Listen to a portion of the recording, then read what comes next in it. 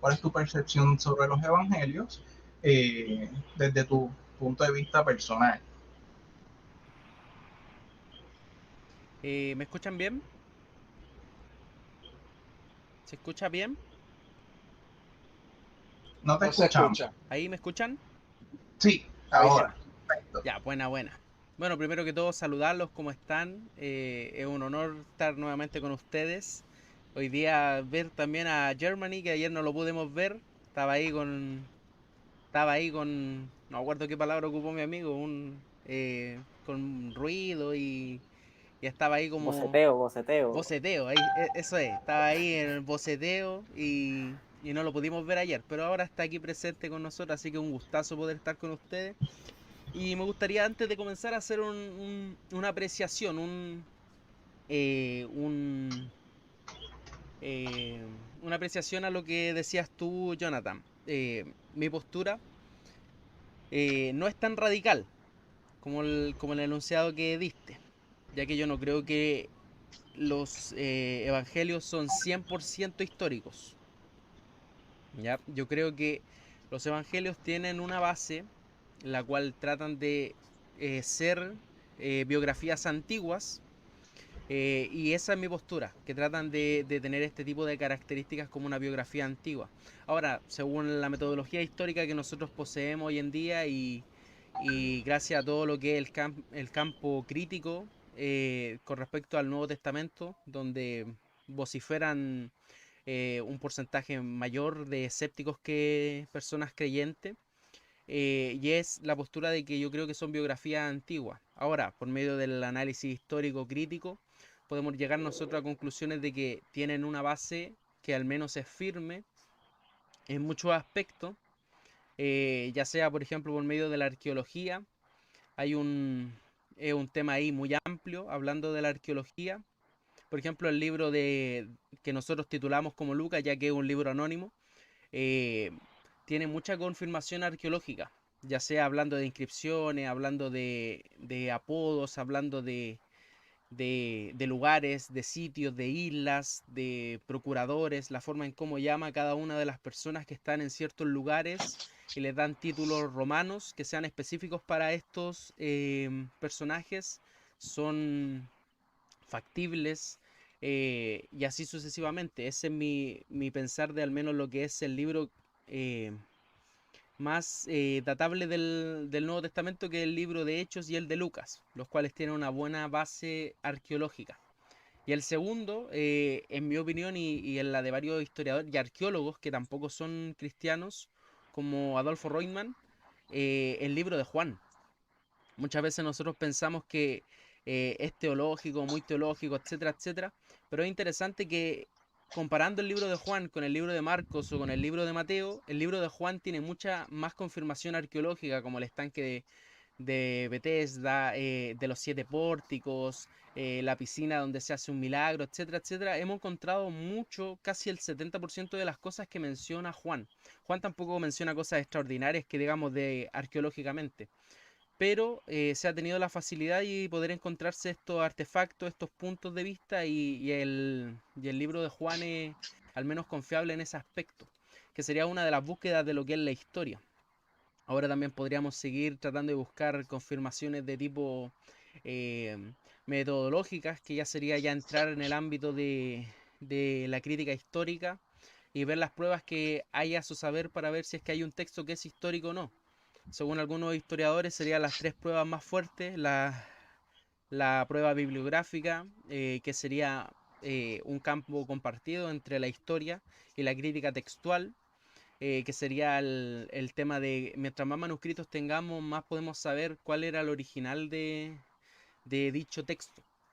Y del Nuevo Testamento, al menos los primeros 3 siglos, tenemos un aproximado de 200, 300 manuscritos. Entonces, tenemos una buena base para poder saber qué es lo que decían estos textos primarios. La prueba de evidencia interna, la cual sería criticar el texto desde dentro. Eh, por ejemplo, en algunos, no sé si es que han leído lo que es la argumentación de Antonio Piñero. Antonio Piñero tiene un libro que se llama Aproximación al Jesús Histórico, donde hace mucha crítica metodológica y ocupa varios criterios históricos que son ocupados por la mayoría de historiadores en todo caso. Y en el ámbito de estudiar esta figura del Jesús histórico, ocupa varios criterios, como el criterio de similitud, el criterio de la coherencia, el criterio de atestificación múltiple, el criterio de los arameísmos que se encuentran dentro del Nuevo Testamento, ya que nosotros sabemos que hay una lengua anterior a lo que es a lo que son los textos griegos.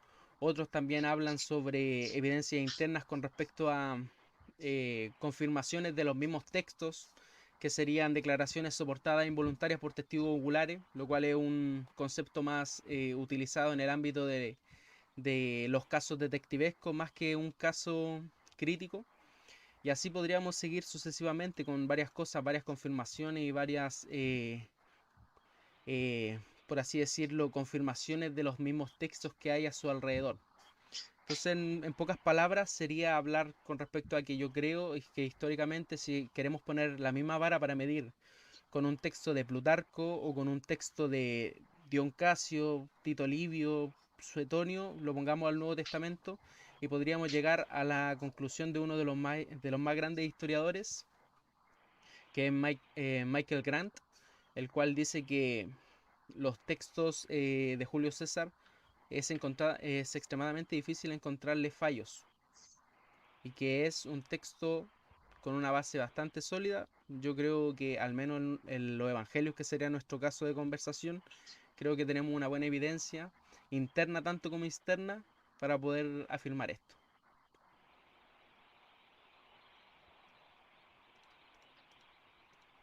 No sé si es que quieren agregar algo, si me contaron el Ok, tiempo.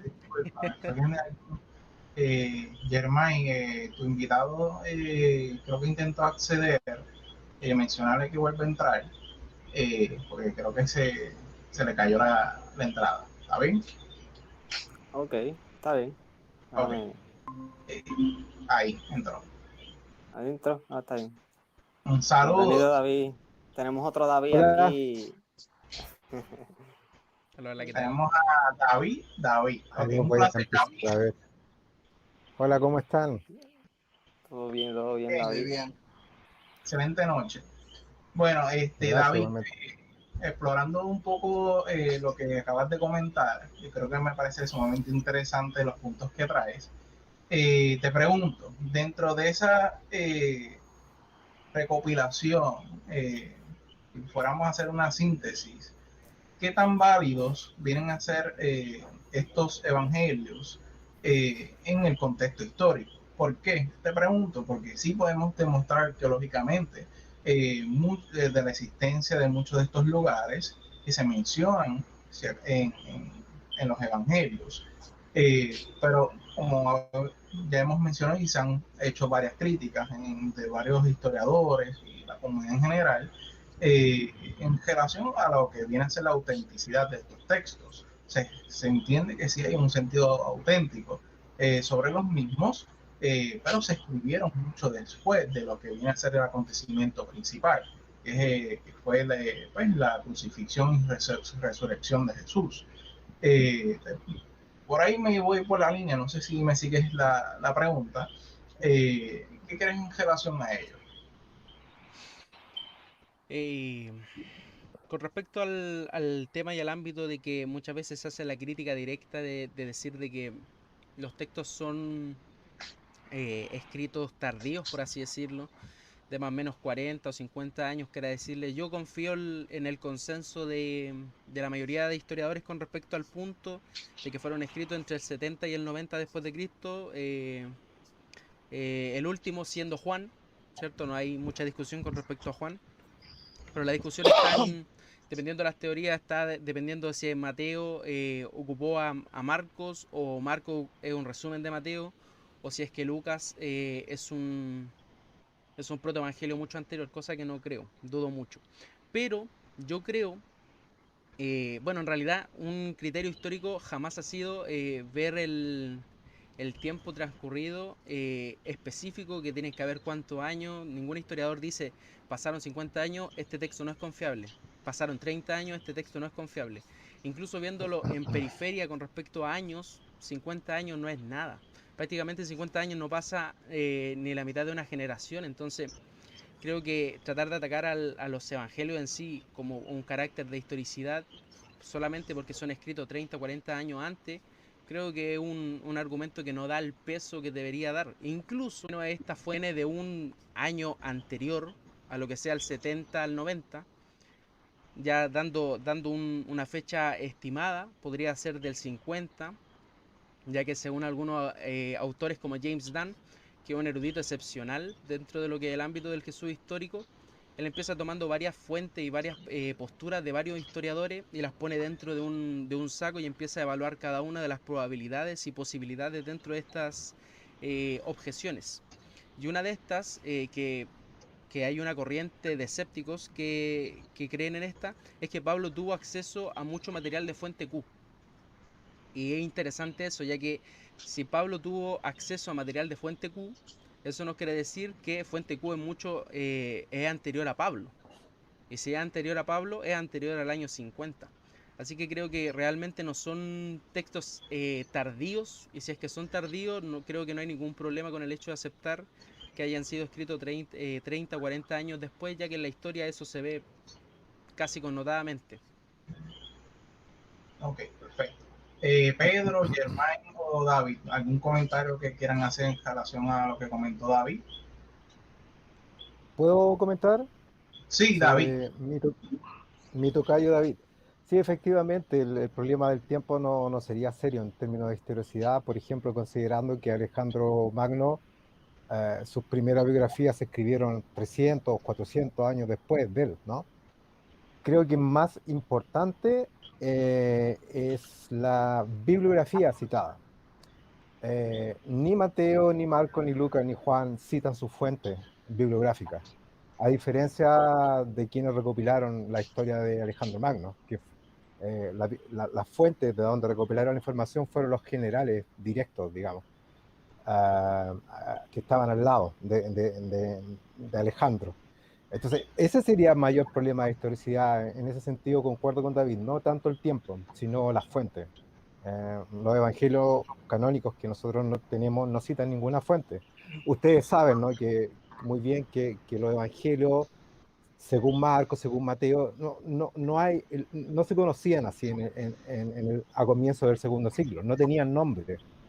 Recién en el 150, a finales del segundo siglo, se les empieza a dar nombre, probablemente para darle cierta fiabilidad y competencia con los evangelios gnósticos o evangelios apócrifos que estaban surgiendo que tenían nombre, como el evangelio de Tomás. Entonces, parte de tradiciones, no tenemos información histórica alguna de que Marcos, fiable, de que Marcos haya sido secretario de Pedro, por ejemplo. Esa es una tradición del del 150 a finales del siglo segundo. Entonces, por ahí creo que hay más problemas con la historicidad de los evangelios, no tanto por el tiempo que pasó. Ahora, respecto del tiempo, la crítica actual podría ser, claro, son 40, 50 años, la información podría estar distorsionada. Si es que efectivamente existiera la tradición oral, que sería el argumento, ¿no? Desde época de los primeros apóstoles hasta que se escribe Marcos, David citó las teorías de las fuentes, de cómo se originaron los evangelios. La más común, como él dijo, la más aceptada, es que Marcos sea el primero, Mateo y Lucas copiaron, y la fuente, la cuele, el Q, que digamos, sí, es aceptada por la mayoría de los eruditos, pero hay eruditos que la han cuestionado últimamente porque no es necesaria para reconstruir los evangelios. No es necesaria la fuente y no existe. Ese es el punto, que hasta el día de hoy no se ha encontrado ningún documento que corrobore que efectivamente cuál existe, es solamente una hipótesis en el aire. Entonces, lo que quería decir, que podía ser cuestionamiento del asunto de la tradición oral. Esa, recuerdan ustedes, muy bien lo deben recordar, que viene del estudio del Antiguo Testamento, Gunkel creo que fue, ¿no? No recuerdo los nombres, el alemán, pero los alemanes llevaban esto en el siglo XIX. Pasaron la idea de tradición oral del Antiguo Testamento a los evangelios, pero ha sido cuestionada también últimamente, por ejemplo, por Tomás Dijkstra, un experto en el Nuevo Testamento y también en la Iglesia Ortodoxa, rusa y griega. tiene un libro muy bueno que se llama Paul, Canonizer of Mark, como el que canoniza a Marco, digamos, ¿no? Porque él plantea la idea de que no existe una tradición oral. Esto viene de Thomas Brody, del cura dominicano, que escribió las memorias, en sus memorias, después de los años de estudio de Jesús histórico. Él concluyó ya siendo anciano, hace muy poco. Creo que con Germain lo hablamos hace poco tiempo, ¿no? Del cura dominicano. Él era uno de los grandes expertos de Jesús histórico, concluyó hace muy poco tiempo que Jesús es un mito, creyendo en la historicidad de Jesús, y se retiró y nadie más sabe de él, digamos, no quiere hablar del tema. Él cuestionó de golpe la idea de la tradición oral, que en realidad ha sido como una especie de consenso por muchos años que jamás ha sido debatido y jamás ha sido encarado por la Academia de Estudios Bíblicos, ¿no? Nunca nadie se ha atrevido, a excepción de él, a excepción de nuevos investigadores, probablemente Thomas Thompson, el del Antiguo Testamento, el que en los años 70 se atrevió a decir que los patriarcas no eran personajes históricos, ¿no? Sino míticos. Para dejar fuera a Carrier, que es generalmente el que se cita, no lo citemos a él, ¿no? Para gente que no le gusta. Pero hay quienes han cuestionado la idea porque en realidad no es muy claro eso de la tradición oral. Entonces, para mí, más, como decía David, más que los años que hayan pasado, son otros elementos los que ponen esos dos elementos, desde que no sabemos quiénes escribieron los evangelios y no sabemos de dónde sacaron la información. eh, y el problema de la tradición oral sería más cuestionamiento a la historicidad. Ahí concluyo. ¿Alguna respuesta? No sé si Pedro o Germain tengan algún comentario. En mi caso hay que tener en consideración varias cosas. En primer lugar, hay que distinguir entre dos sentidos distintos en que se utiliza la palabra evangelio. La palabra evangelio, como se utiliza, como por lo menos estamos utilizándolo en esta discusión, significa un género literario que nace con el cristianismo, pero que incorpora aspectos, sí, de biografía, o sea, biografía grecorromana antigua. Pero también, ¿verdad? La palabra evangelio, evangelion, el buen mensaje, eh, Sí, sí. es una palabra que significa varias cosas en el Nuevo Testamento. Y es una palabra que utiliza mucho Pablo y que interesantemente lo utiliza Marcos, ¿verdad? Pero no lo utiliza ningún otro evangelio. Y el único lugar donde aparece, además de Marcos, es en Hechos de los Apóstoles, creo que en 2 ocasiones. Hay un estudio que lo hace Steve Mason en torno a este conteo de donde aparece la palabra evangelio. Y hay una característica interesante y ese se ha tomado como uno de los markers, ¿verdad? Una de las señales de que Marcos está teologizando desde una perspectiva paulina, ¿verdad? En cuanto a las tradiciones, ¿verdad? Que se van circulando, el problema de la memoria es uno bien serio. Hay un autor que se llama Richard Bauckham que quiere ponerlo, ¿verdad? Richard, demasiado optimista en cuanto a la retención de las tradiciones, etc. Yo no soy tan optimista, ¿verdad? Sí creo que retienen a un Jesús histórico, en eso difiero, ¿verdad? Muy respetuosamente de uno de los Davids. Este, eh, y sí, el Evangelio de Marcos contiene una serie de tradiciones, por lo menos los comentarios que he leído, los expertos que he leído, etcétera, hablan, ¿verdad?, de perícopas, de unidades autocontenidas, ¿verdad?, que no siempre van de acuerdo a la misma teología de Marcos. Uno de los grandes ejemplos es el caso y es un caso clásico, de que Jesús dice, no es lo que entra en el ser humano lo que contamina, sino lo que sale, ¿verdad? Ese tipo de frase. Entonces, al final de ese relato un poco extenso, dice, y Jesús declara así puros todos los alimentos, que es una perspectiva pues paulina, ¿no? Pero ojo, eso no es lo que está diciendo Jesús en el relato. Jesús no está declarando puros todos los alimentos. Jesús lo que está diciendo es que, ¿verdad? Es lo que sale, lo que se proyecta del ser humano, y también habla de la letrina, ¿verdad? Lo que realmente contamina, no lo que entra en él. Pero en ningún momento, y esto era discutido también en los fariseos, pero en ningún momento hablaba mal Jesús en ese pasaje, ¿verdad?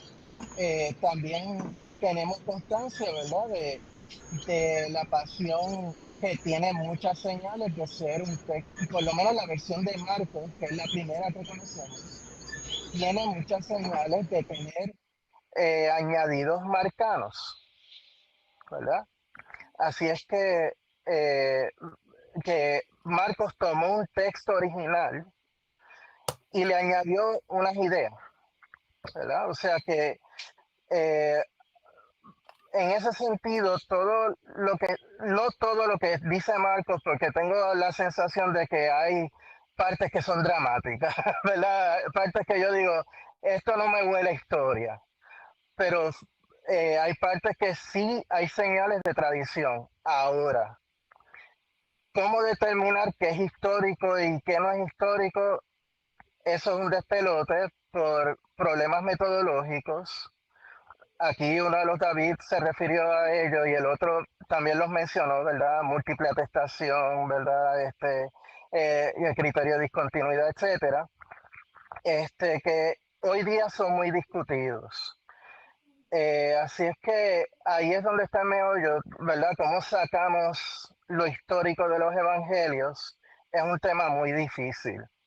Y aunque haya consenso de que, pues, Jesús existió, no hay tanto consenso en lo que se refiere a qué rayo fue lo que dijo y qué fue lo que hizo, fuera de que fue crucificado. Ujú. Pero hasta ahí más o menos, o sea, eso es lo que quería decir hasta ahora. Excelente. No sé, Germain, que faltarías tú de hacer un comentario o Buenas noches a todos. Yo por ejemplo, sobre la tradición oral, no sé si lo que vaya a decir haga sentido. Estoy abierto a que se me corrija, ¿verdad?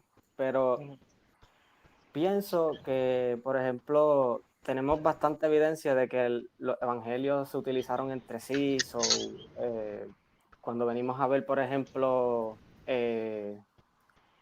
Pablo, él dice, el evangelio que predico, que no fue enseñado por, tú sabes, por alguna persona, sino fue una revelación que tuvo por Jesús. Pero yo pienso que quizás el que está siguiendo una tradición oral, quizás sea Pablo, porque si hablamos, por ejemplo, de Marcos, Marcos está, por ejemplo, el elemento de Marcos cuando coge creo que es la resurrección o la crucifixión, él los coge de los salmos, incluso copia palabra por palabra. Entonces, es como, ¿verdad? Una pregunta genuina, no es como que, pero ¿cómo eso podría ser seguir una tradición oral? Incluso, lo voy a dejar ahí, como que cómo eso podría ser una tradición oral si ¿me entiendes? Si realmente Marcos está copiando a Pablo y Pablo realmente está diciendo, bueno, yo conocí esto a través de una revelación, pero por el sake de la discusión vamos a pensar de que sí pudo haberlo escuchado de alguna manera, de algún sitio, de algún lugar. ¿Puedo, Sí, sí, puedo claro, responder? Ok. sí, claro. La cuestión es la siguiente, el Evangelio de Pablo no es el grueso de las tradiciones que uno ve en Marcos, ¿verdad? Sino Okay. es lo que yo dije ayer, y voy a repetirlo brevemente.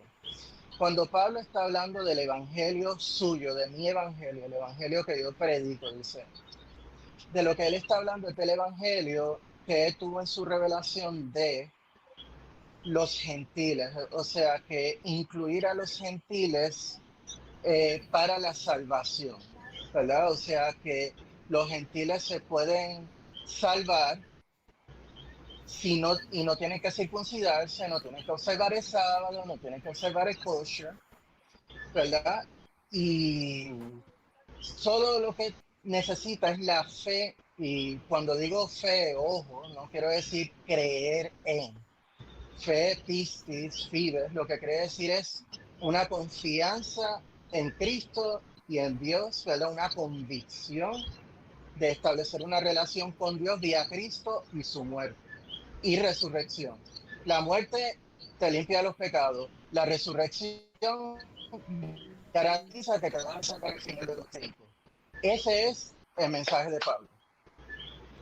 En cuanto a la pasión, sin lugar a duda, es ultra elaborada.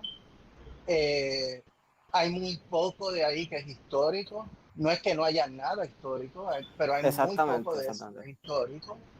Es elaborado a partir, en primer lugar, desde una perspectiva paulina, pero a la misma vez desde una perspectiva de se va a cumplir, ¿verdad? Lo que dice el Antiguo Testamento o utiliza el Antiguo Testamento como un setting para, ¿verdad? La crucifixión. Pero además de las motivaciones internas del autor, que tiene todo un estilo literario que se extiende por todo el Evangelio, o sea que él tomó una tradición, la elaboró y todo lo demás. Pero la pasión comunidad estaba circulando desde mucho antes del Evangelio. ¿Y cómo lo sabemos?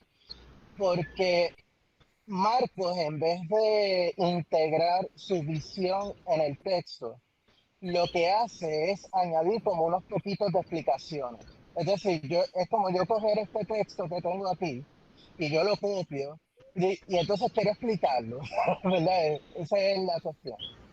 Okay. Y más o menos filológicamente, ¿cómo se sabe que es el relato de la pasión como lo recibimos? Es una ultra elaboración, porque son capas y capas de elaboración, pero que estuvieron circulando en los círculos cristianos antes del Evangelio.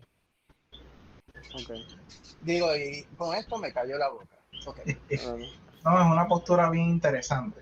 David, sí. allá, algún comentario, alguno de los dos David.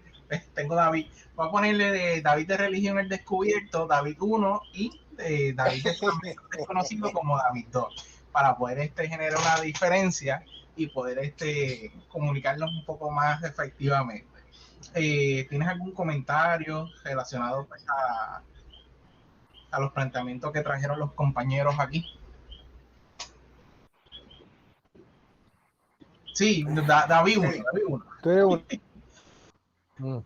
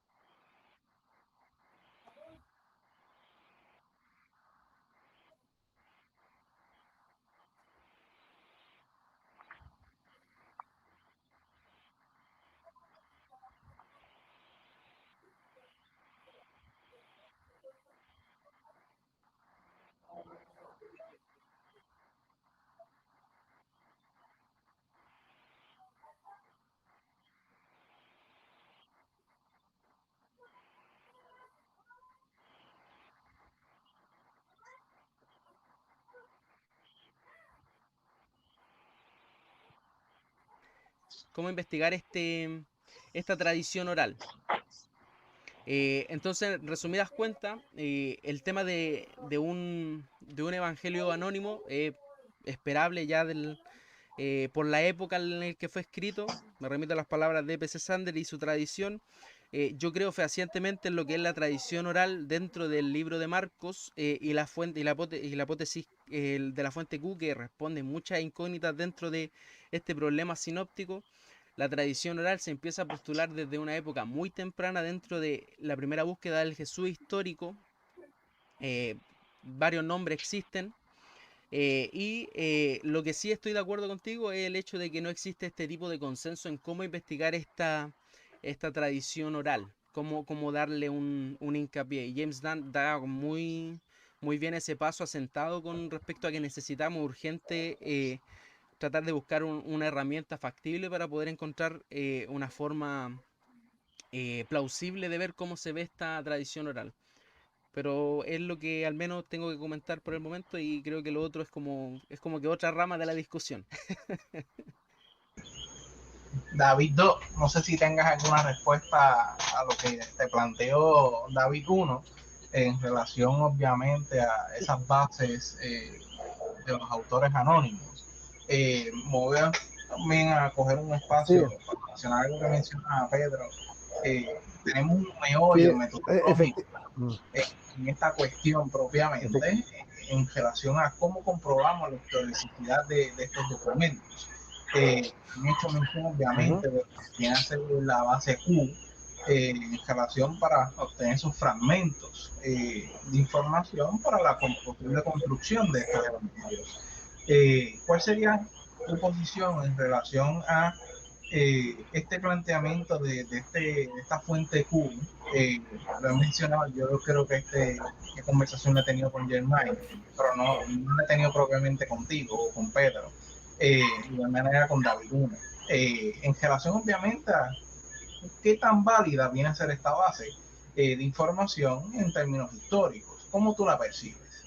O sea, bueno, ¿qué cosa? ¿La tradición oral o Q? la, pueden ser ambas, Las dos. podemos utilizar ambas para establecer Sí, obviamente. sí, ajá. Efectivamente, como decía David, uno en la antigüedad los escritos pseudopígrafes eran la norma, digamos. Ahora, o sea, se escribían se le daba nombre para darle autoridad. Ahora, hay una gran diferencia entre un escrito anónimo de una secta judía eh, poco relevante o irrelevante total en el primer siglo como el cristianismo a lo que escribe Tácito, digamos. Son incomparables, en mi opinión, no hay cómo, porque los anales de Tácito, claro, él igual los firmaba, si estaba escribiéndole al emperador, igual lo firmaba con su nombre, digamos.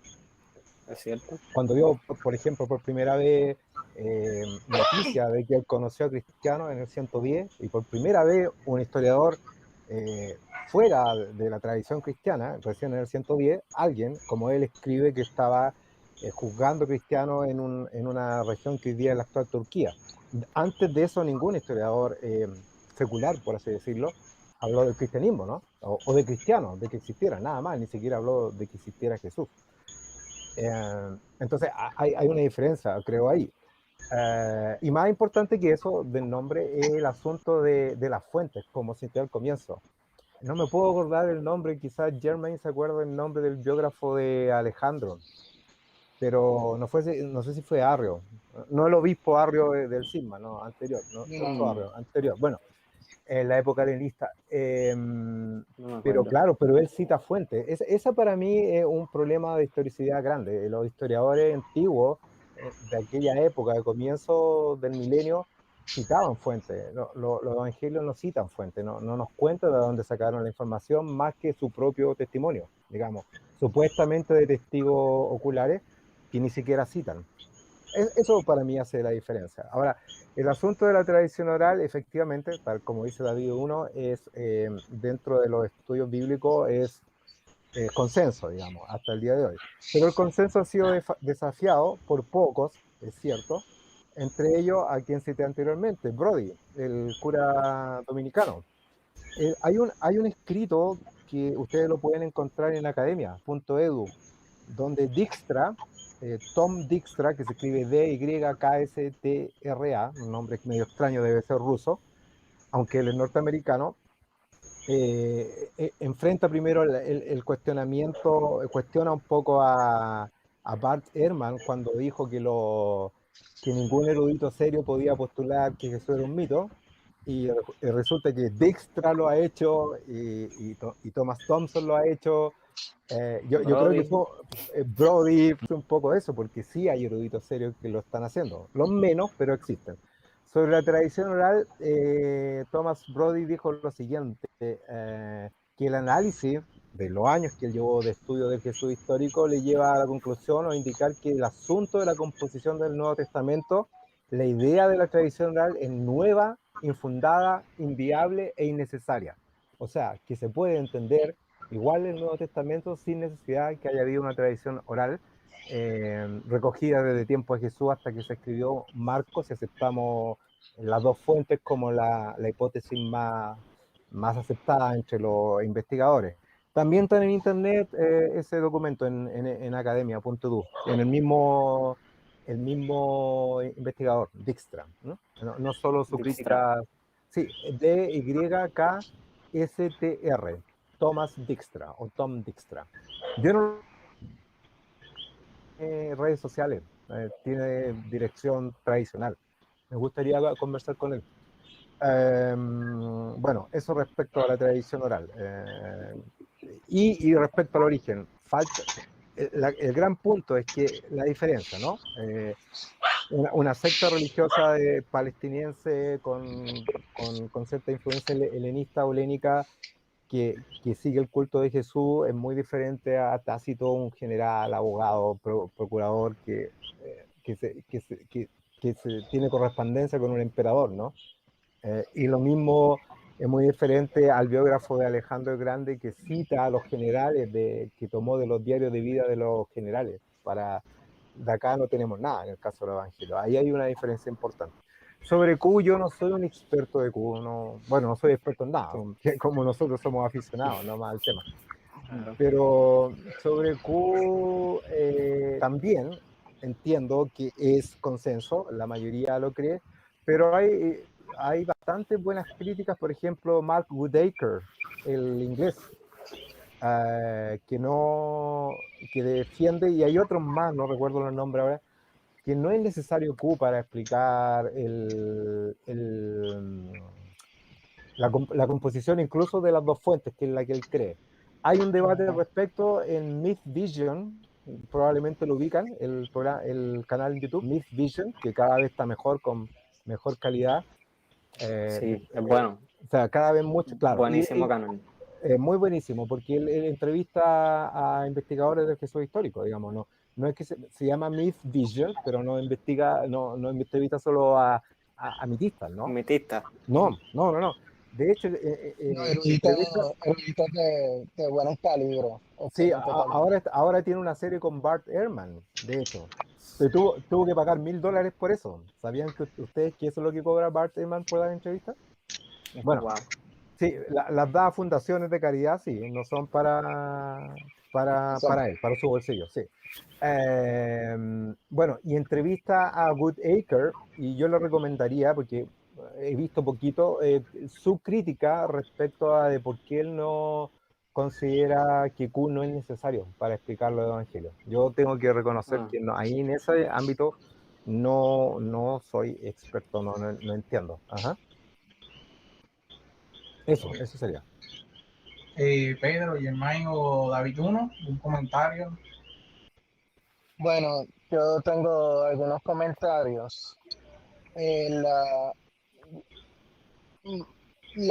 la gente que, las personas que piensan que Q no existió, especialmente eruditos, son eruditos de gran calibre. O sea, no estamos hablando de charlatanes que uno se encuentra por Exacto. internet, Ajá. ¿verdad?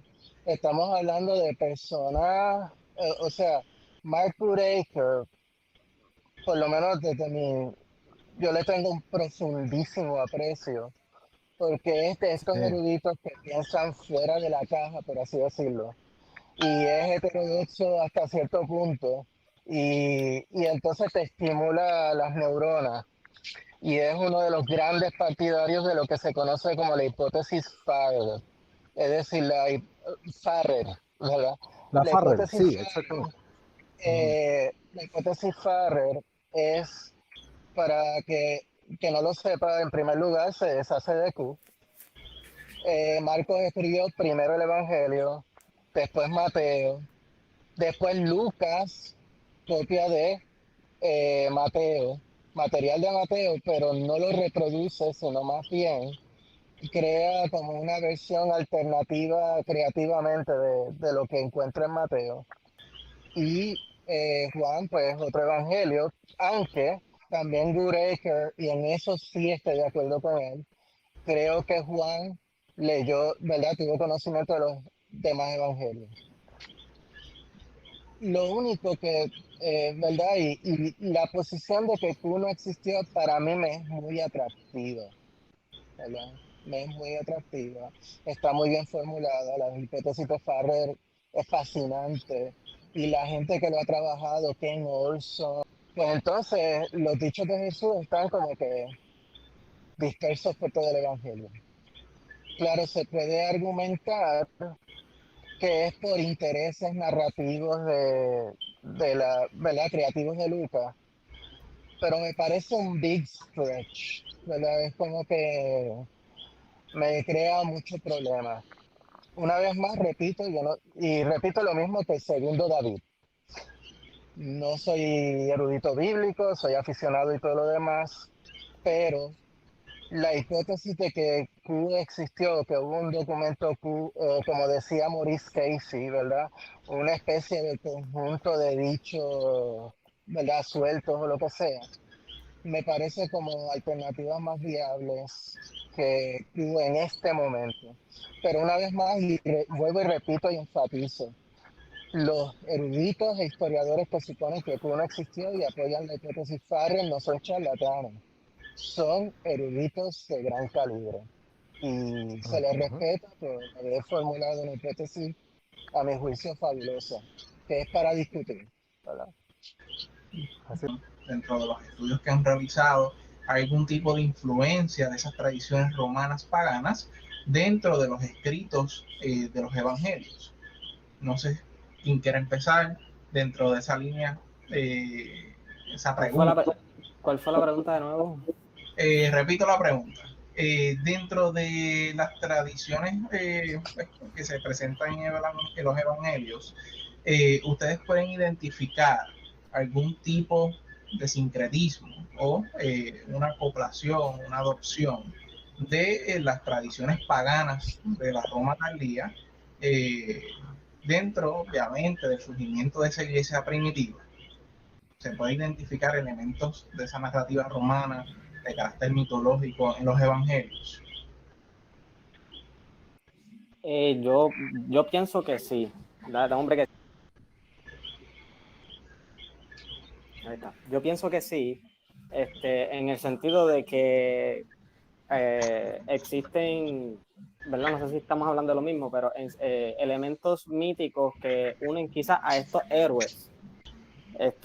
No estamos hablando de que uno copia al otro exactamente, sino que existen elementos míticos que estos héroes comparten y pienso yo que ahí debería caer todo, no simplemente decir, es que Jesús es una copia de tal, no pienso que eso sea lo correcto, pero, pero definitivamente sí pienso que hubo un sincretismo religioso, o de ideas religiosas, tanto de quizás de los persas, como de los romanos, y quizás, who knows, Esa es mi opinión. ¿Ok? David 1, no sé si tengas algún comentario, pero ahí reflexivo, pensando. Es que podría repetirme la pregunta porque siento que la respuesta se fue como para otro lado. Ok, la pregunta va obviamente dirigida a si identificas algún tipo de influencias del paganismo romano dentro de los evangelios, para hacerla más simple. Ya, mira, si me preguntan honestamente a mí como historiador, yo creo que los relatos de la infancia tienen más un aspecto puede haber provenido de un sector más romano. Se parece mucho a lo que la infancia de otros o unos emperadores o otros héroes de Roma. Yo no tendría problema en aceptar eso, incluso también si es que se demuestra fehacientemente eh, que provengan de relatos posteriores, ¿cierto? Agregados, como dice Antonio Piñero, del siglo segundo, fácilmente lo eliminamos. Yo creo que no hay problema con respecto a eso. Ahora, si me preguntas a mí si es que hay algún contexto que esté explícito ahí, yo te diría que no.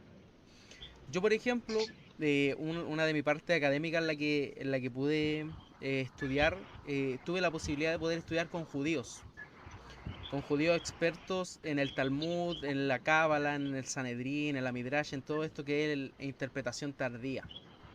Eh, Totalmente tardía, lo sabemos, estamos claros. Pero muchas de las cosas que mencionan los evangelios, si nosotros las ponemos dentro del contexto en el que va a ser Jesús de Nazaret, que obviamente es un judío, eso es algo indiscutible, eh, casi todo lo que se menciona ahí calza perfectamente con lo que se menciona en tradiciones judías.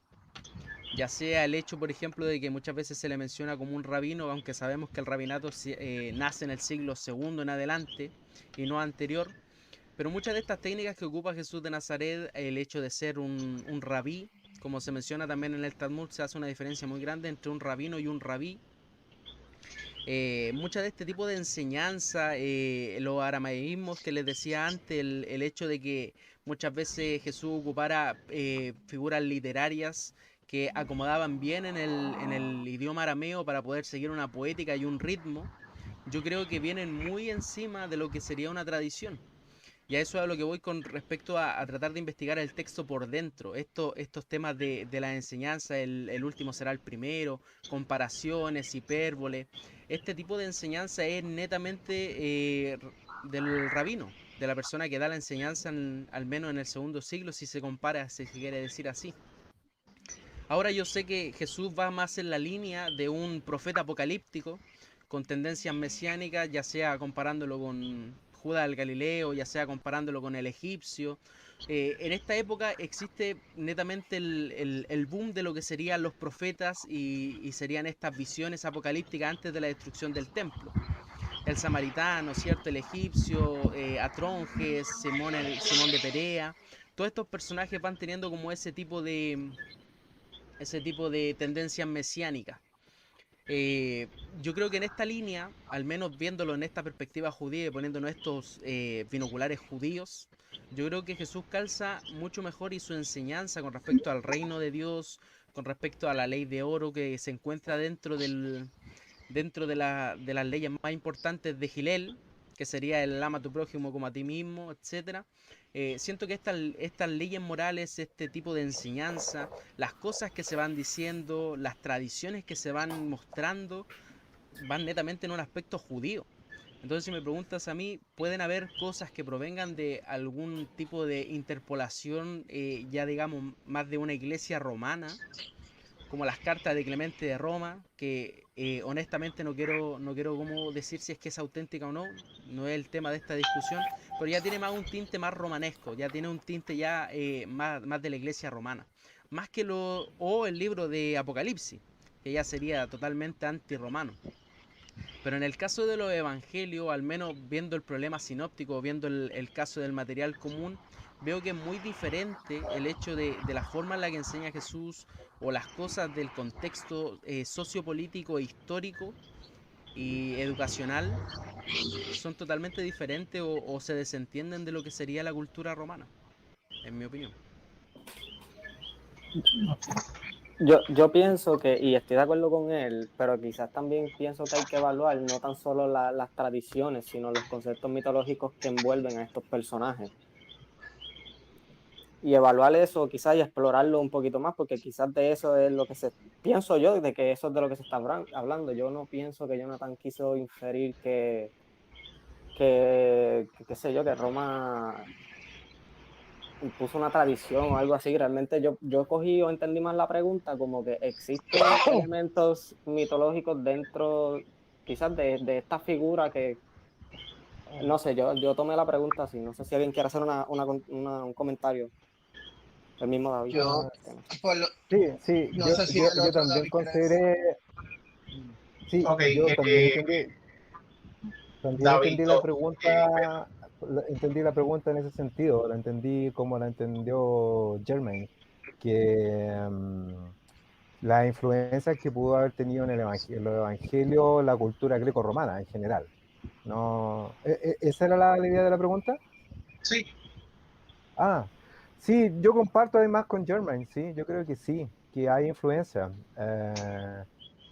Hay influencias, por ejemplo, la Santa Cena. De hecho, la Santa Cena, si mal no me equivoco, el mismo Crozan, Jean-Dominique Crozan, muy famoso, así como Herman, yo creo, dentro de Jesús histórico, ha postulado la posibilidad de que efectivamente el uso de la Cena del Señor es una frase en griego que se toma de cultos de misterio, que usaban la misma expresión, la Cena del Señor, para referirse a las diferentes divinidades con las que se celebraban la cena dedicada a los dioses de la antigüedad.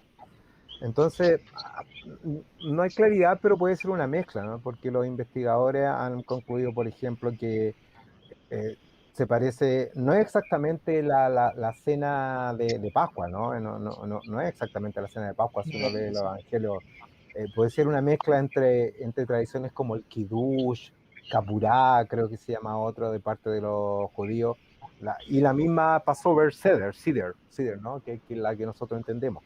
Pero también uno encuentra características que son más parecidas no sé, las libaciones del segundo templo con Alejandro Grande, a los cultos de misterio, a lo que decía Crozan, al culto de Dionisio también, ¿no?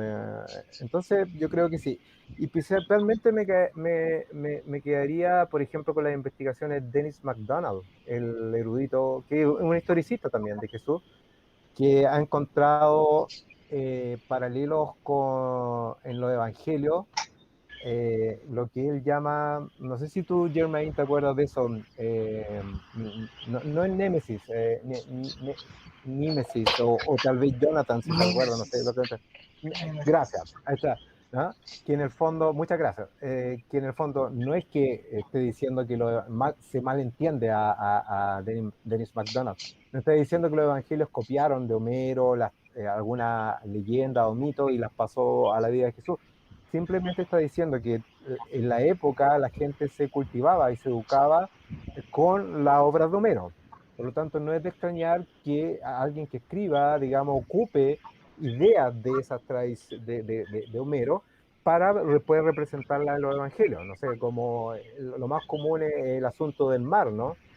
Sabemos que Palestina es campesina, no es marítima. Sin embargo, tenemos Jesús calmando una tormenta, que está más parecido a Homero que a Palestina campesina, ¿no? Jesús caminando sobre la agua, el naufragio de Pablo. Entonces, se fijan ahí es así. Y en el sentido que estaba apuntando Germain, de que, por ejemplo, que habían tropos comunes de la época, relatos como el de la resurrección, que él citó. Claro, hay algunos mitistas como ese, ustedes probablemente se acuerdan del documental Zeitgeist, que daba por hecho de que el cristianismo era una copia de religiones antiguas. No, eso es un mitismo pobre, diría yo, con poca academia y poco serio. Pero más serio sería lo que decía Germain, de que la transculturación y el sincretismo religioso es común, digamos, es muy difícil escaparse. Incluso el judaísmo que se creyó por mucho tiempo que era casi impermeable a la influencia de otras culturas, no es tan así. Ha sido permeado por otras culturas y otras tradiciones religiosas.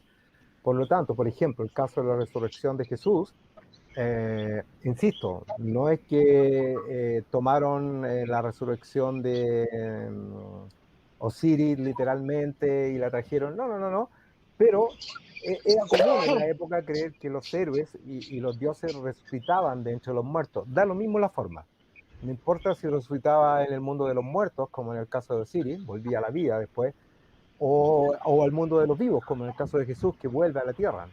Da lo mismo. En el fondo lo que importa ahí es la idea de resurrección. Era un tropo común en la época. Y esa influencia puede, ¿por qué no?, haber llegado a los judíos helenistas que crearon los evangelios. No me parece para nada descabellado. Y creo que hay quienes lo han planteado así, digamos, que está, los expertos que estudian, por ejemplo, los dioses que mueren y resucitan. Germain creo que sabe un poco más de eso que yo. De hecho, abrió hace poco un blog donde habla sobre ese tipo de mitología. Bueno, Sí. la base, y gracias David Doss por la respuesta de la pregunta, base en el hecho, obviamente, que sabemos que la cultura judía fue colonia varias veces de otras potencias imperiales de la época. Sabemos que ese territorio fue ocupado por Roma propiamente y convierte entonces a los judíos parte de sus colonias, o sea, son colonos de Roma hasta cierto punto. Y sabemos que los efectos coloniales sobre las poblaciones que son invadidas se genera un sentido de transculturación y a la Claro. misma vez un sentido de resistencia cultural.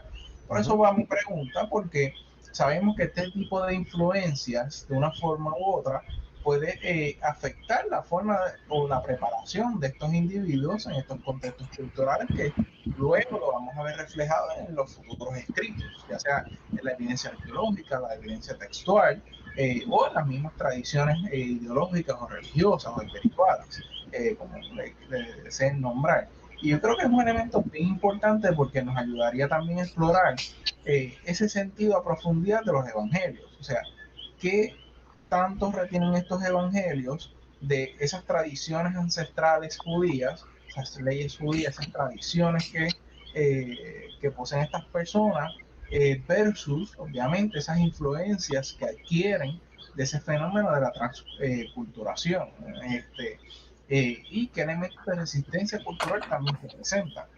Sabemos que en un momento dado, bajo lo que viene a ser el Éxodo, sabemos que los judíos fueron esclavos de Egipto. Hay una evidencia, obviamente, hasta cierto punto arqueológica, que podemos determinar que Ramses II existió.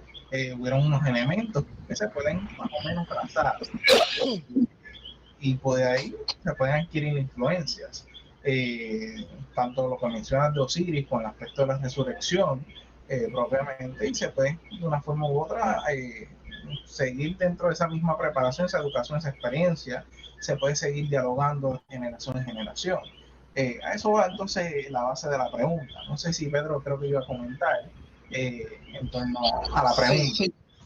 O sea, la cuestión es que la influencia del helenismo en el Nuevo Testamento es innegable desde mi punto de vista. Ahora, ¿de qué forma toma esa influencia? Pues ya son, ¿verdad? Eso es un tema largo, larguísimo. Porque para dar un ejemplo, el caso de relato de la anunciación de María, de, ¿verdad? De que María Claro, concibió a hay otro ejemplo. Jesús, ¿verdad? Todo ese relato.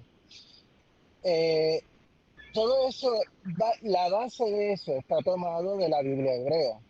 La base de eso está tomado de la Biblia hebrea. Pero si uno toma en consideración el entorno, es un relato muy poderoso porque lo que está diciendo es lo siguiente. Estamos en la época de los emperadores romanos y el más grande, por mucho, ¿verdad? Es Octavio Augusto César. Octavio Augusto César era descendiente del dios Apolo, porque en una noche que la mamá se quedó en el templo de Apolo bañándose y se quedó dormida, Apolo Claro. se convierte en serpiente, ya tú sabes. Pero a la misma vez es descendiente de Rómulo y Remo, que a su vez son hijos de una virgen vestal que fue violada por el dios Marte. Claro. En otras palabras, Lucas está recogiendo un material de la Biblia hebrea y diciendo, nuestro Dios es superior, nuestro Jesús es superior porque lo que originó esto es más digno que toda esa realidad de que Apolo violó a la mamá de Octavio y la Virgen Vestal fue Claro. violada. No, esta se quedó virgen de verdad, tú sabes. Ajá. Eh, Sí, sí. en cuanto, sí, Se le en podría, cuanto, Pedro, se le podría dar entonces un sentido de pulcritud, obviamente pureza, al sentido de que la madre de Jesús es pura al momento de concebirle versus la de Octavio, en ese Mm, sentido. es sí, que este es el sí, sí, si me pensamiento permite, bíblico, Pedro, te sí, quito un segundo, si me permite, porque estoy de acuerdo contigo y respecto a lo que dice Jonathan.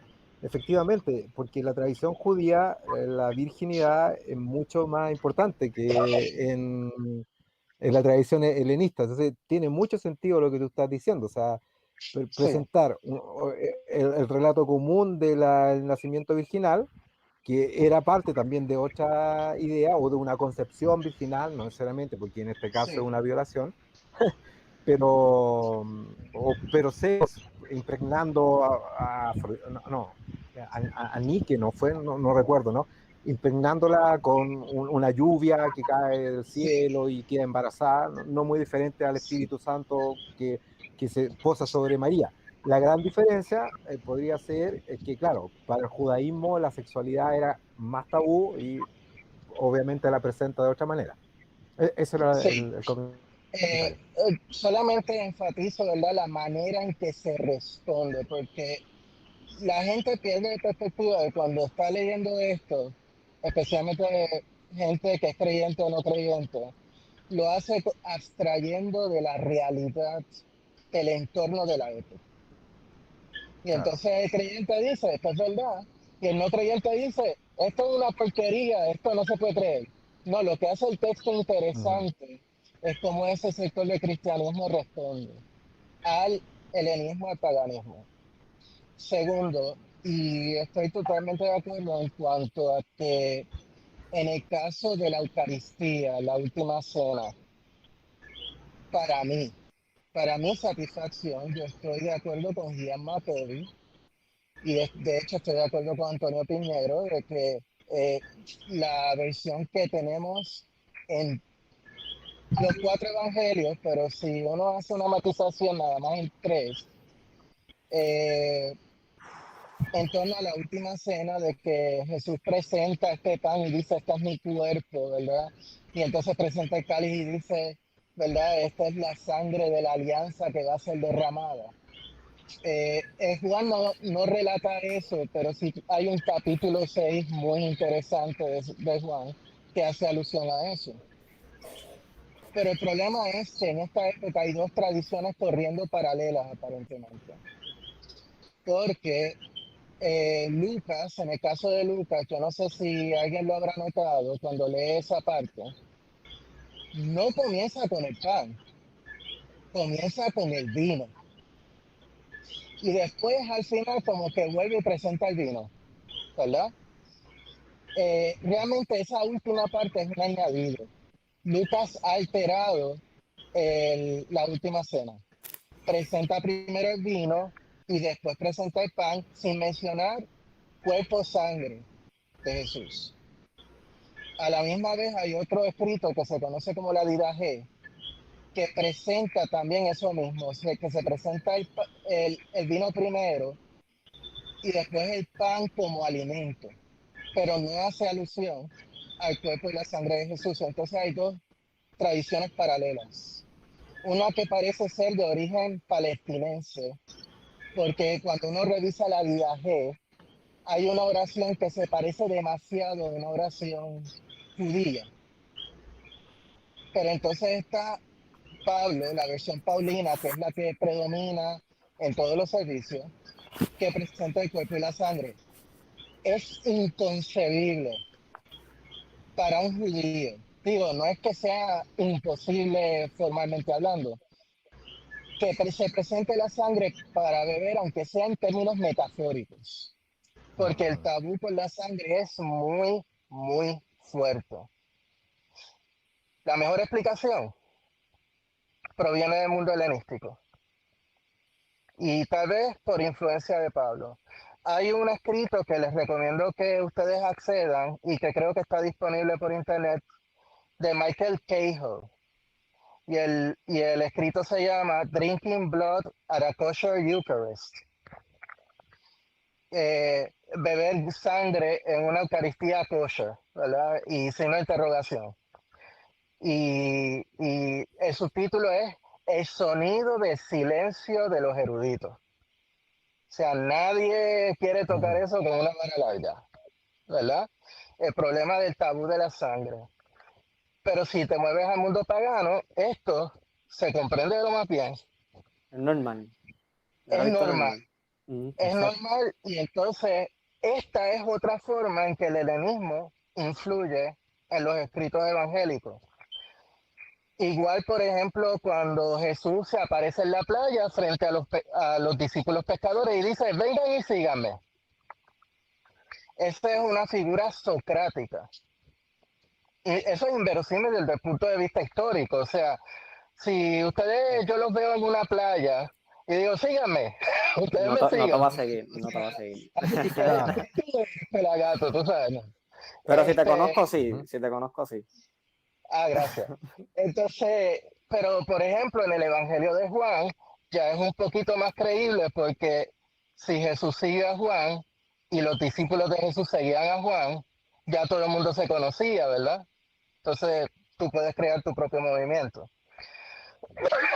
Y finalmente, para terminar, y perdonen que me alargue en este asunto, tengo un reparo con Dennis McDonald, aunque le admiro un montón, ¿verdad? O sea, y es que a veces exagera la nota.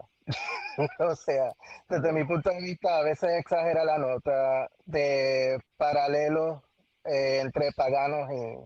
Lo de caminar en las aguas, yo no tengo ningún problema. El asunto del naufragio, ¿verdad? Eso yo no tengo ningún problema. Pero hay veces que, por ejemplo, él intenta en uno de sus libros, y yo hice un análisis de eso personal, en que él dice los sorprendentes paralelos entre el bautismo de Jesús y el comienzo de la Odisea. Entonces yo digo, ¿what? ¿Verdad? No, y no está ¿Qué? sorprendente. Ahí no pega. Y entonces él menciona como tres coincidencias, tres puntos de coincidencia. Y a mí no me convence porque usted lee el principio de la Odisea y usted lee el bautismo de Jesús, es como leer dos mundos totalmente distintos. O sea, las diferencias son tan dramáticas, ¿verdad? Que no veo que se justifique establecer ese paralelismo. Así que con lo mucho que admiro a Dennis McDonald y a mí me encanta, pero hay veces que hay que tener un poquito de cuidado con él porque hay paralelos ahí que no me funcionan, honestamente. Y No te repito, no soy convencen. erudito, no, o sea, pero hay algunos que sí, así que nada, eso era lo que quería decir. Okay. Jonathan, ¿Alguna respuesta? David uno, David 2, Germain, comentarios.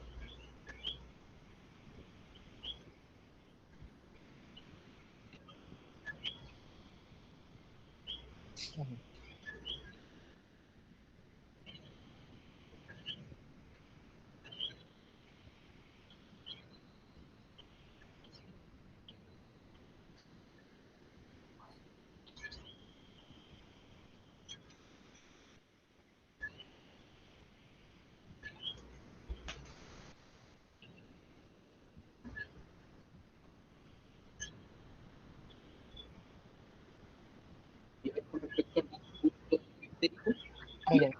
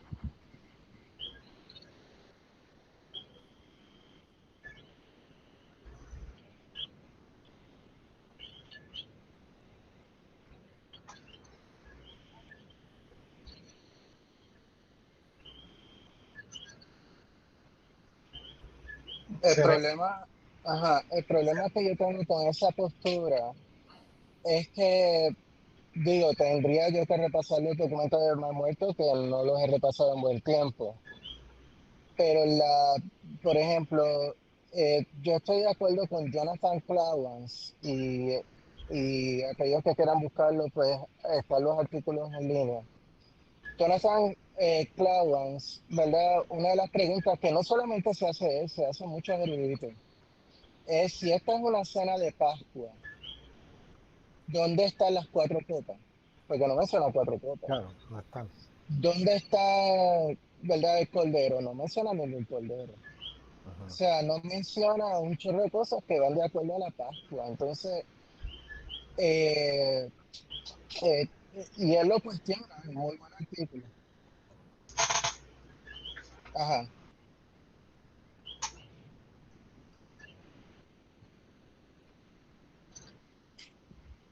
No, yo sé, son 7. Ujú, ok,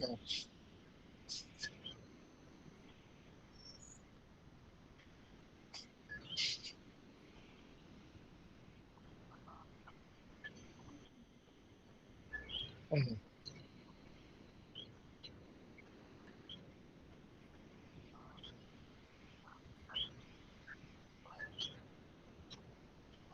Pero, ajá, pero entonces la cuestión es la siguiente, habla de ingerir sangre. Ya, ese es el punto.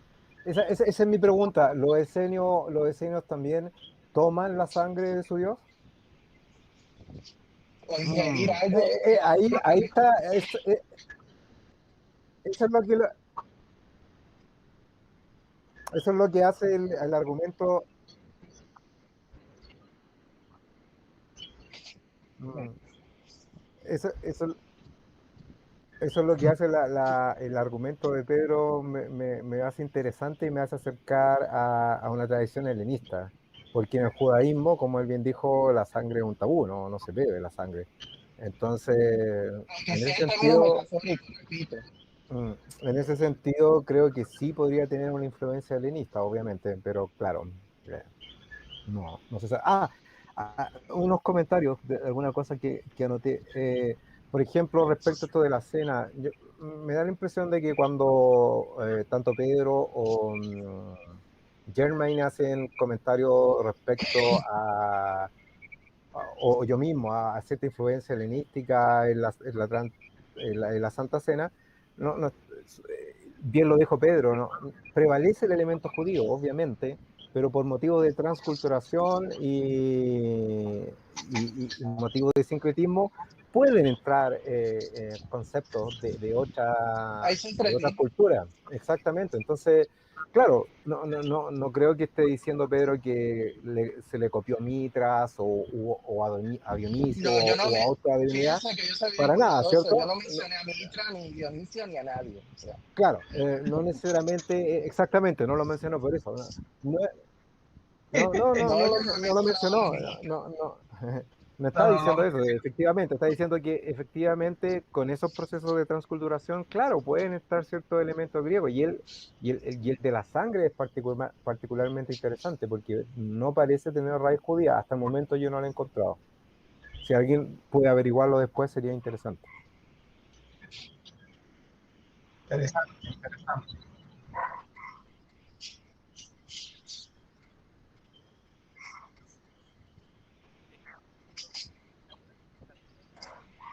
Sí, no, sin duda puede ser, pero en el asunto de la Santa Cena específicamente, o de la cena, o de la Pascua, o de la tradición, ¿era común dentro de los judíos de la época?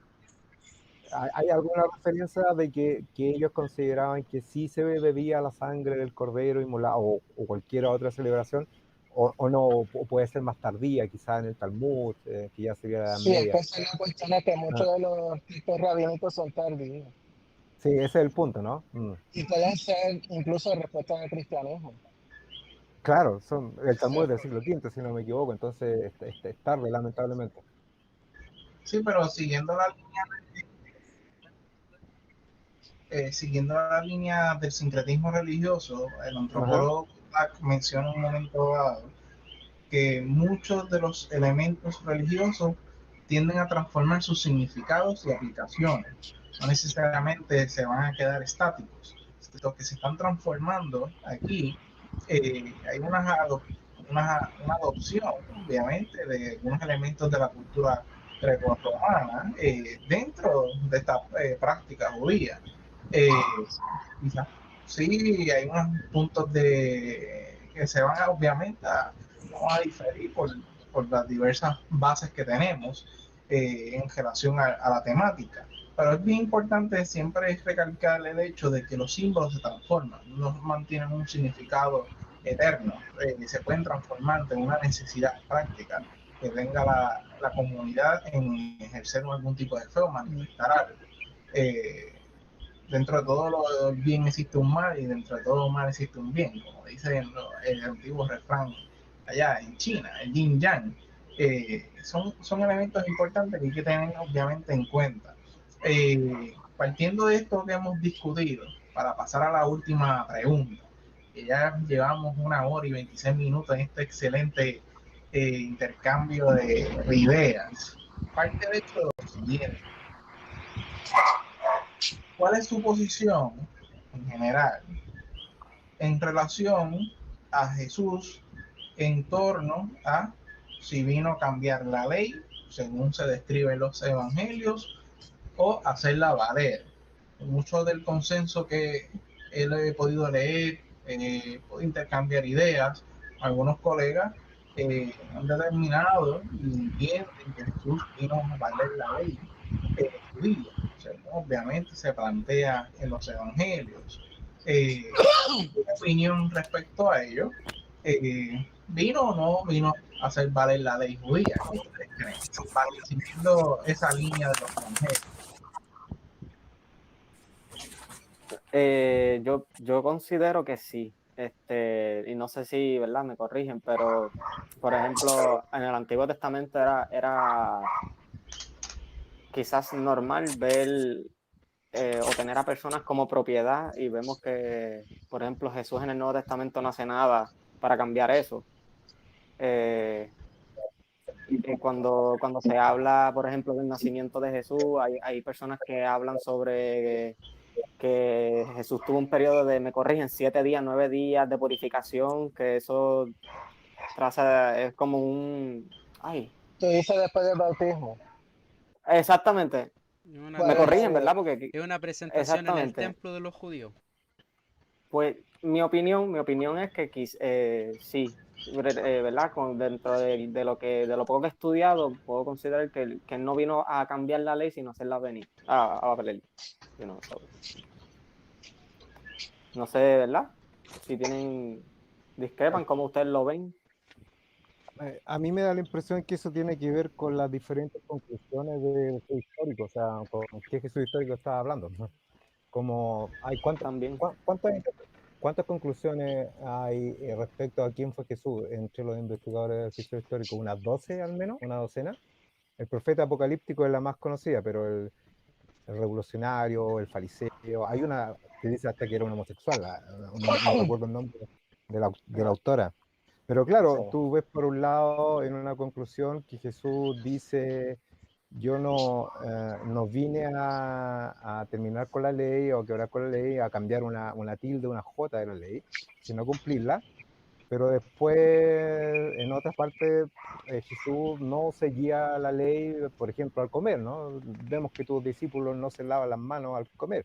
Y él plantea que no es lo importante, porque lo importante es lo que viene de adentro y no lo que entra al hombre. Entonces, depende, yo creo que del investigador con que te encuentres y con su conclusión de quién era Jesús. Y ese es el gran problema que creo que mencionó en un comienzo cuando yo recién me integré, que mencionó Pedro, de las conclusiones de quién es Jesús histórico, del gran problema, ¿no? De Ujú. las Sí. 10 o 12 diferentes conclusiones de qué Jesús estamos hablando, digamos, ¿no? Pedro, ¿tú ibas No a sé. mencionar? Bueno, yo eh, digo, y quiero hacer una aclaración, ¿verdad? Cuando se trata de qué Jesús hizo, dejó de hacer o decir o lo que no dijo, ¿verdad? Hay mucho debate, hay mucho debate. Sin embargo, quiero hacer una matización muy importante. Hay un escrito de Fernando Bermejo que se llama Historiografía, Exégesis e Ideología, la ficción contemporánea de las 3 búsquedas del Jesús histórico, que por cierto Bermejo, ¿verdad?, maneja ese tema muy bien y me convenció de que esta tesis de las 3 búsquedas no tiene nada, ¿verdad? Pero una cosa que hace el ensayo, por lo menos creo que en la segunda parte, no, ese es el ensayo. él, a pesar de que identifica, ¿verdad?, lo problemático que es esta discusión de qué fue lo que dijo y qué fue lo que hizo y todo lo O demás, no. pero identifica 26 puntos de consenso. Es decir, que hay consenso, aunque sean algunos aspectos de Jesús histórico. Pero a la pregunta que viene, ¿verdad? Uno de esos puntos de consenso hoy día, y especifico hoy día, porque antes no, pero hoy día, es que Jesús era judío, Jesús venía a reforzar la ley de Moisés. De hecho, si nos dejamos guiar por Mateo, y yo quiero hilar fino y llamar a mucho cuidado, ¿verdad? Porque Mateo es demasiado pro ley y puede reflejar ese deseo en las palabras de Jesús, ¿verdad? Pero Jesús sí exigía la observancia de la ley. La visión de que Jesús vino a superar la ley es una posición post-paulina, es decir, es de unas escuelas paulinas que se basan en la tesis de Pablo, pero llevan la tesis de Pablo ya más allá, ¿verdad? Especialmente después de la destrucción del templo, que ahí es donde hubo mucho cambio. Mira, ya no hace falta la ley, ¿verdad? Y bastante de eso se puede reflejar en el Evangelio. Pero aquí la pregunta es, ¿y cómo yo sé que Jesús vino? ¿Verdad? Porque no puedo contar como histórico aquello de ya la ley fue superada, por una sencilla razón. Y es algo que discutíamos ayer algunos de nosotros, del encuentro que tuvo Pablo con el hermano de Jesús, con Pedro, etcétera, que hubo un choque con el sector judío. Y ese choque era porque los judíos, el sector judío del cristianismo, estaba exigiendo que los gentiles se circuncidaran, ¿verdad? Si ese es el caso, ¿verdad? Y eso proviene del sector de Palestina, no se entiende que Jesús haya dicho, la ley es superada, ¿verdad? Pero entonces todos sus seguidores exijan la circuncisión, ¿verdad? Por lo tanto, la posición más sensata es decir, aquellos lugares donde Jesús aparece que hay que superar la ley, eso no puede contarse como histórico, ¿verdad? Ahora también, otra cosa, y con eso dejo el tema. Hay pasajes bíblicos, pasajes de Marcos o de Mateo, de Lucas, que a veces se leen así, pero eso no es lo que está diciendo, ¿verdad? Por ejemplo, el sábado se hizo para el hombre y no el hombre para el sábado, ¿verdad? Y por lo tanto, el hombre es dueño del sábado. Eso es una discusión que se daba en el rabinismo todo el tiempo y no era abandonar la ley. Eso no es lo que Jesús estaba diciendo ahí, si tomamos eso como histórico, sino que en el rabinismo lo que quiere decir es, podemos interpretar la ley de otra manera, ¿verdad? Porque lo que se discutía es cómo se interpreta la ley, pero en ningún momento, creo yo, de Jesús histórico se lanzó en contra de la ley, porque si no sus discípulos lo hubieran hecho también y hubieran creado más revuelo en Jerusalén que crearon, así que no sé, esa es mi posición. Ok. Bien, David 1, no sé si tengas algún comentario.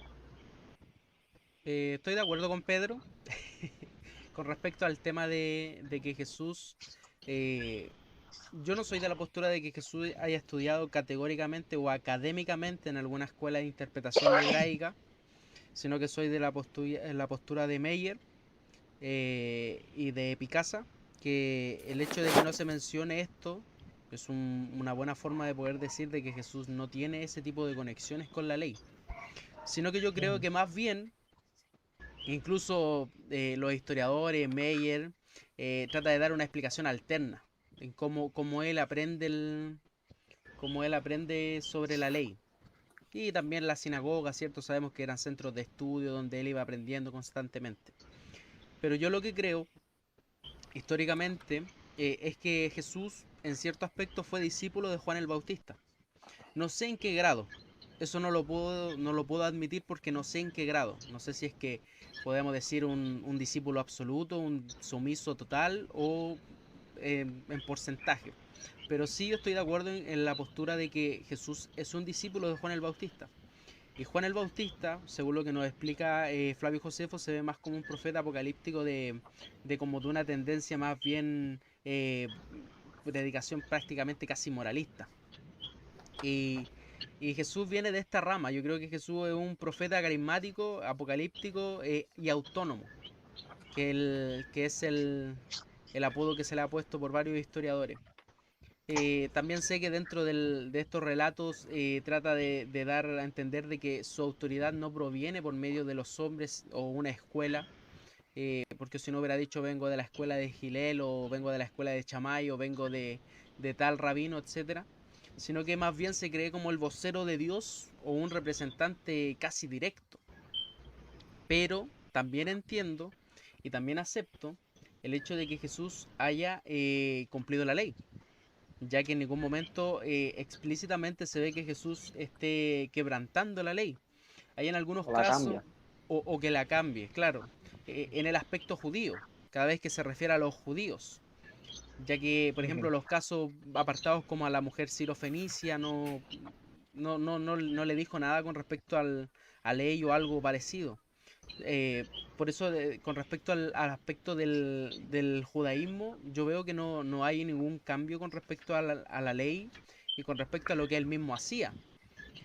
Ahora también sé que los sinópticos muchas veces no te mencionan a Jesús dentro de un plano en Jerusalén, sino que Juan es el que presenta a Jesús más en Jerusalén y presenta más bien un tipo de ministerio entre Judea y Jerusalén. En cambio los otros te presentan un plano más amplio. Pero yo concuerdo con este Ojo. aspecto de que tuvo un tiempo en Jerusalén para poder ir a las fiestas, ¿cierto? Pongámosle las 3 fiestas más solemnes, yo creo que las cumplía rotundamente. El hecho de, por ejemplo, el caso que decía David con respecto al hecho del lavamiento de mano, realmente no era una ley, po. Era una ley fariseica y no era una ley para todo el, para todo el pueblo. Ahora también sí, también hay que admitir que la carta de Aristeas menciona esta tradición, pero lo menciona como una recomendación, no lo menciona como una ley, en la línea 305 de esa carta judía del primer siglo. Entonces siento que no quebró, no hizo una diferencia entre él cumplir la ley y que los otros no la cumplieran, sino que veo fehacientemente que él cumplió la ley, respetó el Sabbat, respetó la Pascua, al menos yo creo que respetó las 3 fiestas más solemnes de Israel. Y yo creo que Jesús de Nazaret, al menos en ese aspecto, es un judío ortodoxo. Es un judío que simple y llanamente tiende a hacer lo que el judaísmo en sí tiene que hacer. Tiene que hacer sus deberes de judío. Así que estoy totalmente de acuerdo con Pedro.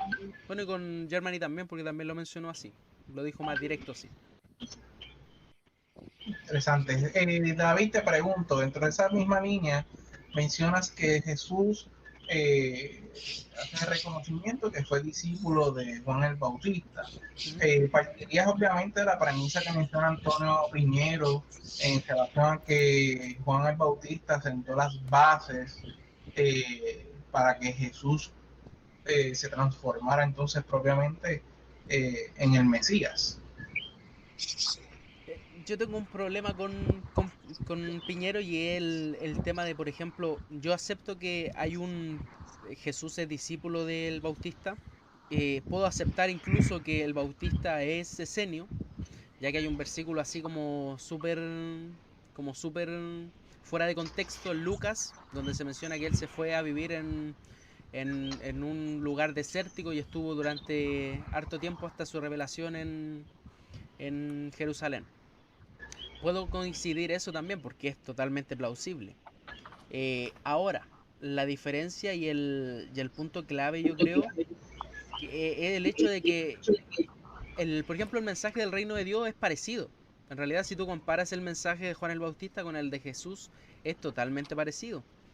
Pero ahora sí, yo y en mi opinión creo que la diferencia notable es el hecho de que Jesús tiende a irse por otro lado, ya que al menos yo, por lo que veo, es que Jesús piensa que el ministerio de Juan el Bautista es bueno, pero no es 100% efectivo.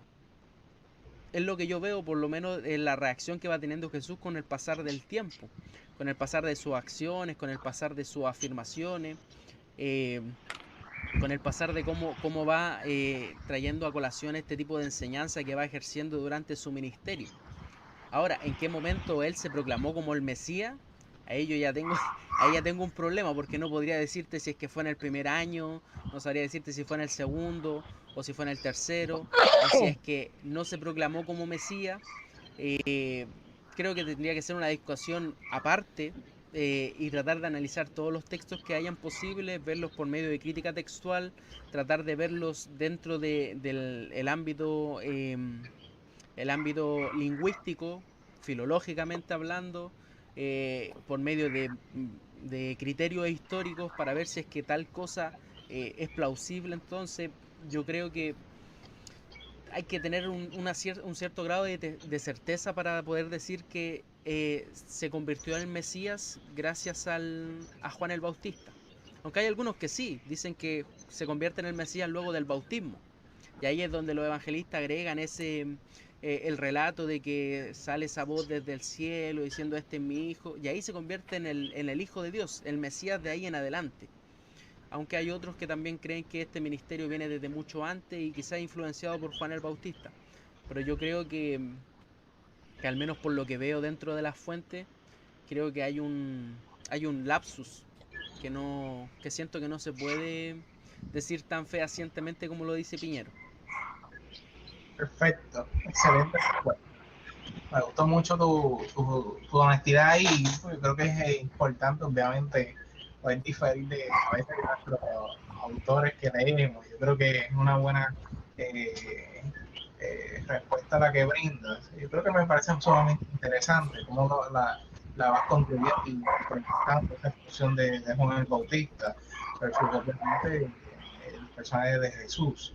Yo creo que es algo que hay que explorar un poco más a profundidad porque eh, toda esta serie de eventos, como tú bien mencionas, ese bautismo, se puede, se genera ese carácter de divinización, ¿sabes? Como a veces mencionan algunos evangélicos, ¿sabes? La palomita, el Espíritu Santo. Este, Pedro sabe que eso acá aquí en Puerto Rico es algo pues, que se habla mucho.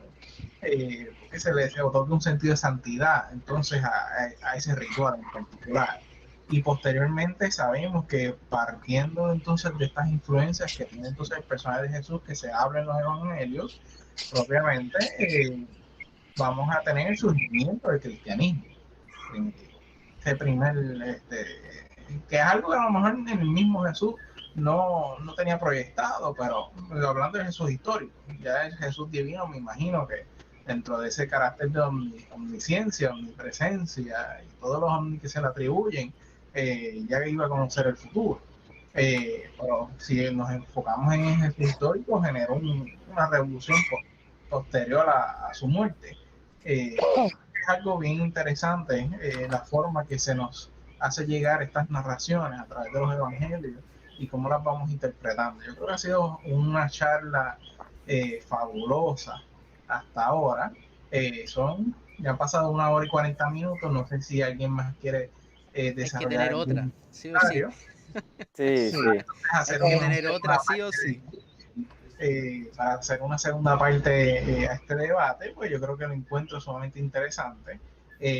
Ha sido muy nutritivo en cuestiones de referencias, ha sido muy respetuoso. Yo creo que hemos tenido un ambiente sumamente cálido aquí en torno a las respuestas, en el momento de diferir, y estoy muy contento con eso. No sé si David 2 tenga algún comentario, Pedro o el mismo Germain. Bueno, ya que estamos concluyendo, ¿verdad? Claro. un tema que quisiera dejar pendiente para la próxima vez, el tema de Juan el Bautista, porque tengo algunas diferencias. Fuera de eso, pues sí, me encantó la discusión y espero pues que se dé de nuevo. Y nada, y agradecer esta oportunidad para compartir con personas aficionadas, así como otras personas aficionadas al Nuevo Testamento. Yo quería añadir, eh, porque se me va a olvidar rapidito, yo pienso que en un escenario bien plausible, históricamente hablando, y me he puesto a pensar en esto también, que quizás lo que llegó a pasar ¿verdad? Con el Jesús histórico fue que posiblemente lo llegaron a crucificar días después de que lo torturaran y qué sé yo, vieran que él todavía seguía vivo. Y quizás de ahí se puedan hacer, ¿verdad? O se escriban estas historias de esta persona que soy, no sé, me puse a pensar en eso y encuentro que, ¿verdad? Que desde un escenario histórico no pierde nada, pero ahora me falta la evidencia a probar eso. Así que, pero dentro de todo, ha sido un honor, ¿verdad? Porque comparado a ustedes, yo no tengo la mitad del conocimiento que ustedes tienen y aquí estoy, tú sabes, dando cara y tratando de expresar el poco conocimiento que ustedes, o sea, que tengo, comparado a ustedes, obvio. Así que nada, espero que se dé otra vez. Honestamente me encantó, no sé, ¿verdad? Ya tenemos un tema, Juan el Bautista, no sé si para el próximo se quieran enfocar más que en ese o quieran escoger diferentes temas. Me No, gustaría. yo sugerí Juan el Bautista nada más como uno de los temas, no como el único tema, digamos. Ok, Sí, ok. porque de Juan el Yo, Bautista no hay mucha información. Entonces, quizás Sí, por eso, pero podemos especular, ok. pero Pues yo pienso que para una próxima, que nos organicemos quizás con tiempo y con los temas, para que así todos quizás tengamos, ¿verdad? está Que bien. pienso que es lo justo. Así que, pero Ujú. overall, muchas gracias, todos muy respetuosos. Gracias por su postura, se ha aprendido mucho. Por lo menos yo he aprendido bastante. Así que. David, no sé si quieres, David Cáceres, no sé si quieres decir algo. Sí, muchas gracias por la invitación. Pero yo no esperaba esto. Jermaine me informó en la tarde y me invitó y la acepté y estoy muy agradecido y muy contento porque está, bueno, todos lo han dicho, ¿no? Fue interesante, enriquecedor que hay personas que se interesan por ese tema. Uno cree que no hay muchos tampoco. Bueno, no somos muchos, yo creo, en realidad, pero, pero existen. Es bueno saberlo. Bueno, Así que, entonces finalizamos entonces este debate amistoso en el día de hoy. Gracias, David, allá el programa de Religión al Descubierto que se estuvo transmitiendo a través de la plataforma de YouTube. Aquí transmitimos a través de la plataforma de Facebook. Gracias a todos que estuvieron conectados con nosotros, estuvieron escuchando los planteamientos de cada uno de los ponentes en la tarde de hoy. Creo que fue algo sumamente fabuloso, me encantó. La primera experiencia que tengo así formalmente, que se da todo en un ambiente de respeto, porque mayormente los últimos debates que estuve han sido Royal Rumbles, mucha tiradera, pero yo creo que aquí se dio un excelente ejercicio ético, de respeto y aprecio al conocimiento y la búsqueda obviamente de poder conocer un poquito más de este tema que nos apasiona estudiar y nos intriga tanto de cierta forma. Aunque tengamos opiniones diversas, tenemos ese elemento en común, el estudio y el entendimiento obviamente de este texto, la importancia de ello y de esta tradición. Así que gracias, David, allá a Chile, un saludo a Latinoamérica y acá en Puerto Rico. Saludos a todos los puertorriqueños. David, no sé si tú eres puertorriqueño acá, porque tienes un acentito ahí marcado. David 2. No, mi acento es el acento de Sudamérica, de religión al descubierto. Yo creo que él es compatriota mío por el acento. Yo soy de Chile también. Ah, de Chile, mira. Sí, sí, sí. sí, David también es de Chile. Sí, yo somos el también mejor país soy, de Chile. claro. Pues bienvenido. Un Sí. saludo. Bueno, pues lo dejamos hasta aquí. Le esperemos hacer este evento nuevamente. Fue muy nutritivo. Así que descansen, excelente noche y un fuerte Igualmente. abrazo a cada uno de ustedes. Muchas Igualmente, gracias. igualmente Que muchas estén bien. gracias por la conversación, un gustazo. Y en la otra ocasión pongamos un tema definido en sí y para llegar con más peso, digamos, tratemos de ponernos más tiempo por un tema de, para que todos hablemos una cantidad parecida Claro. y que sea más esquematizado un poco más. Pero excelente la conversación y muchas gracias por sus posturas, porque de verdad que son enriquecedoras y yo creo que lo mejor es el debate. El debate es lo mejor que hay y sobre todo el debate sano y el debate académico, que eso es lo que uno busca, porque realmente el debate académico no existe. Y muchas veces por Claro. las redes sociales, por lo menos por la página me llegan harto historiadores de Facebook y pucha, a veces dejan mucho que decir a las personas, pero ustedes son personas letradas, personas que saben y se nota que hay un debate académico de por medio. Y eso es lo que se Ujú. agradece. Eso se agradece mucho. Y también falta mucho en el ámbito al menos del Jesús histórico, falta mucho para que lleguemos a un debate académico amplio. Así que no tengo nada más que decir, un gustazo Pedro, Germany. Bueno, con usted hablé ayer, Claro. David, un gustazo por haberte conocido hoy día. Eh, Igualmente, tocayo. Así que vamos a hablar la próxima ocasión. Un Claro. Perfecto. gustazo, amigo Jonathan. Se cuida. Gracias, Jonathan. Gracias, Jonathan. De nada, aquí siempre abierto a tener este tipo de conversaciones y diálogos. Muy bien. Bueno, vamos a Chao, chao. Chao.